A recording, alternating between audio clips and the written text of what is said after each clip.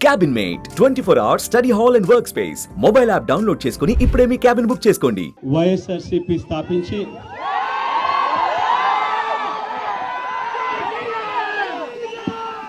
15 సంవత్సరాలు దాదాపుగా ఈ రోజుతో మొదలవుతా ఉంది.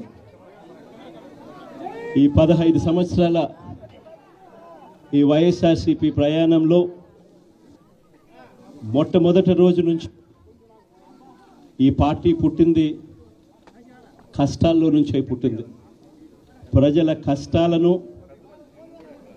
వైఎస్ఆర్సీపీ పార్టీ తమ కష్టాలుగా భావించి ప్రజల తరపున వాయిస్ ఆఫ్ ది వాయిస్లెస్ కింద ప్రతి అడుగులోనూ పోరాటం చేస్తూనే వస్తూ ఉంది వైఎస్ఆర్సీపీ. ఈరోజు ప్రతిపక్షంలో మనం కూర్చోవడం కొత్త కాదు. ఈ 15 ఏళ్ల మన ప్రయాణంలో 10 సంవత్సరాలు మనం ప్రతిపక్షంలోనే ఉన్నాం. దీటైన సమాధానం అధికారంలో ఉన్న వాళ్ళకు ఎప్పుడు ఇస్తూనే వచ్చాం.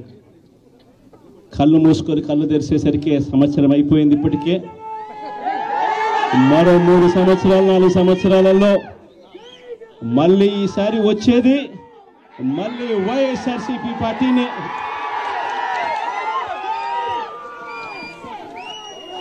ఈరోజు వైఎస్ఆర్సీపీకి సంబంధించిన ప్రతి కార్యకర్త కూడా గ్రామంలో ఉన్న ఏ ఇంటికైనా కూడా వెళ్ళొచ్చు.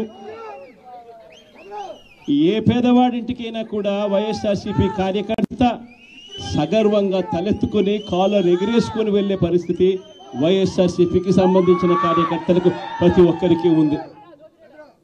ఏ ఇంట్లోకి వెళ్ళినా కూడా వైఎస్ఆర్సీపీ కార్యకర్తను చూసినప్పుడు ఆ ఇంట్లో నుంచి వచ్చే ప్రతి అక్క, ప్రతి చెల్లెమ్మ, ప్రతి అన్న, ప్రతి తమ్ముడు, ప్రతి సోదరుడు, ప్రతి రైతన్న, ప్రతి అవ్వ కూడా వైఎస్ఆర్సీపీ కార్యకర్తను చూసినప్పుడు చిక్కటి చిరునవ్వుతోనే పలకరిస్తుంది. కారణం వైఎస్ఆర్సీపీ ఏదైనా కూడా చెప్పిందంటే చేస్తుంది అన్న నమ్మకం ఈరోజు ప్రతి ఇంట్లో కూడా ఉంది. కాబట్టి ఈరోజు అటువంటి పరిస్థితుల మధ్య ఈరోజు యాదృచ్ఛికంగా విద్యా దీవెన, వసతి దీవెనకు సంబంధించి పిల్లలకు సంబంధించిన అన్యాయాలకు సంబంధించిన జరుగుతూ ఉన్న అన్యాయాలకు సంబంధించిన విషయాల మీద ఈరోజు యాదృచ్ఛికంగా ప్రొటెస్ట్ కార్యక్రమం కూడా జరుగుతూ ఉంది. ఈ కూటమి ప్రభుత్వం వచ్చి దాదాపుగా 10 నెలలుగా వస్తూ ఉంది. ఈ 10 నెలల కాలంలో ఎన్నికల వేళ వాళ్ళు చెప్పిన సూపర్ 6లు, సూపర్ 7లు అన్నీ గాలికి ఎగిరిపోయాయి. వ్యవస్థలన్నీ కూడా చదువులు కానీ, వైద్యం కానీ, గవర్నెన్స్ కానీ, వ్యవసాయం కానీ ఏది చూసుకున్నా కూడా వ్యవస్థలన్నీ కూడా నిర్వీర్యమైపోయిన పరిస్థితులు కనిపిస్తూ ఉన్నాయి. ఈరోజు పిల్లలకు సంబంధించిన ఫీజులకు సంబంధించిన బకాయిలు కూడా సంవత్సర కాలంలో ఫీజు రీఎంబర్స్మెంట్కు కావాల్సింది ఒక్కొక్క క్వార్టర్కు 700 కోట్ల రూపాయలు చొప్పున సంవత్సరానికి 2800 కోట్ల రూపాయలు విద్యా దీవెన కింద 4 క్వార్టర్లకు సంబంధించిన కేటాయింపులు చేయాలి. అంటే 2800 కోట్లు. వసతి దీవెన కింద ప్రతి ఏడాది ఏప్రిల్ మాసం వచ్చేసరికి 1100 కోట్ల రూపాయలు కేటాయింపులు చేయాలి.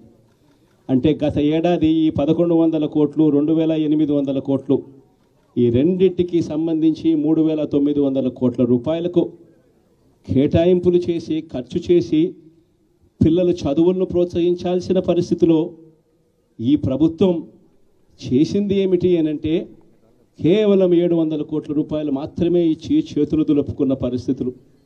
అంటే 3200 కోట్ల రూపాయలకు సంబంధించిన బకాయిలు పెండింగ్లో పెట్టారు. అదే మాదిరిగా మళ్ళీ ఈ సంవత్సరం 2024-25, 2025-26కు సంబంధించిన ఈ సంవత్సరానికి సంబంధించి ముందుకు పోవడానికి ఈ సంవత్సరానికి సంబంధించిన విద్యా దీవెన కింద 4 కోట్లు, ఈ విద్యా దీవెనకు సంబంధించి ఈ 2800 కోట్లు మళ్ళీ కావాలి. 1100 కోట్లు వసతి దీవెన కింద కావాలి. ఇవన్నీ కూడా కలిపితే మరో 3,900 కోట్లు.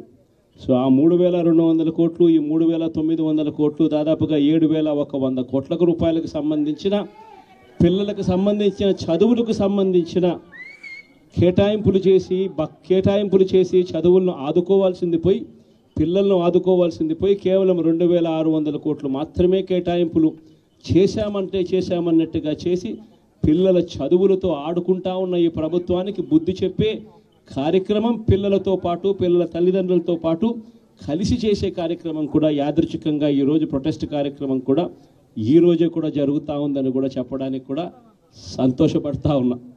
వైఎస్ఆర్సీపీ ప్రభుత్వం ఎప్పుడూ కూడా ప్రజలకు తోడుగా ఉంటుంది, ప్రజలకు ఎప్పుడూ కూడా అండగా నిలబడుతుంది, ప్రజల తరపున ఎప్పుడు గొంతుకై వైఎస్ఆర్సీపీ ఎప్పుడు ప్రజలకు అండగా ఉంటుందని మరొకసారి తెలియజేస్తూ ఈరోజు ప్రొటెస్ట్ కార్యక్రమంలో పాల్పంచుకుంటా ఉన్న ప్రతి ఒక్కరికి, ప్రతి కార్యకర్తకు, ప్రతి నాయకునికి, అదేవిధంగా పిల్లల తరపున, పిల్లల తల్లిదండ్రుల తరపున వాళ్ళతో పాటు కలిసికట్టుగా ప్రయాణం చేస్తూ ఉన్న ప్రతి ఒక్కరికి కూడా ఈ సందర్భంగా మీ అందరికీ కూడా చేతులు జోడించి పేరు పేరున మీ అందరికీ కూడా కృతజ్ఞతలు తెలుపుతా ఉన్నాను. సుమన్ టీవీలో మీ పర్సనల్ అండ్ బిజినెస్ ప్రమోషన్స్ కోసం కింది నెంబర్కి కాంటాక్ట్ చేయండి.